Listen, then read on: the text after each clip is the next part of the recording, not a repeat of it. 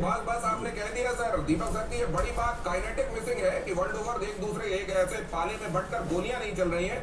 बाकी तो ये चलना शुरू हो गया और गोलियां धमाके जिनके बीच में चलना चाहिए वो चल रहे हैं। हो सकता है उसको और व्यापक विस्तार दे दें। इजरायली हमलों से दहला लेबनान। अगली खबर, तायर में अब तक का सबसे बड़ा हमला। यही बात अभी कही जा रही थी दीपक साहब की तरफ से कि तायर में कितने हमले हुए हैं। 10 से ज्यादा इमारतें जमींदोज हो गई हैं। आईडीएफ का दावा, हमले से पहले हमने चेतावनी दे दी थी और ये कहा था कि तायर को खाली कर दो। असल में उन्होंने कल 50 जगहों को खाली करने के लिए कहा था। अब जो लोग वहां इतने दिनों से रह रहे हैं, जाहिर है उनके लिए ये परेशानी कि वो रातों रात कैसे घर खाली कर दे। लेकिन आईडीएफ कह रहा है कि अब हमारे पास ज्यादा वक्त नहीं है और हमको हिजबुल्लाह को जल्द से जल्द पूरे तौर पर साफ करना है। अगली खबर, लेबनान में जहरानी नदी के पास भीषण हमला हुआ है। इजरायली बॉर्डर से 40 किलोमीटर दूर ये हमला हुआ है। इजराइल ने जहरानी नदी के इलाके को कॉम्बैट जोन घोषित किया है। स्थानीय लोगों को जल्द इलाका खाली करने के निर्देश है। यहाँ पे हालात है क्या आशीष, क्या वाकई ऐसा हो गया है क्या? क्या इस समय एक सिमली बन गया है लेबनान हिजबुल्लाह?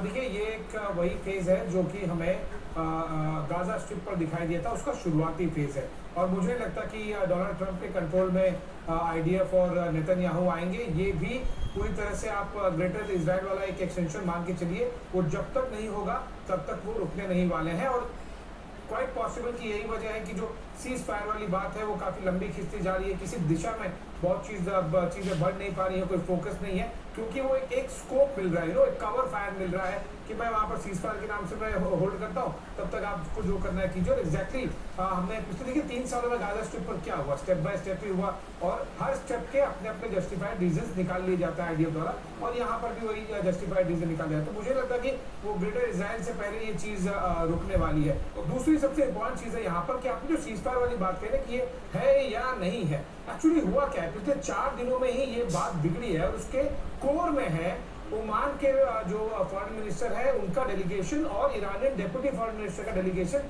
24 तारीख को मिले।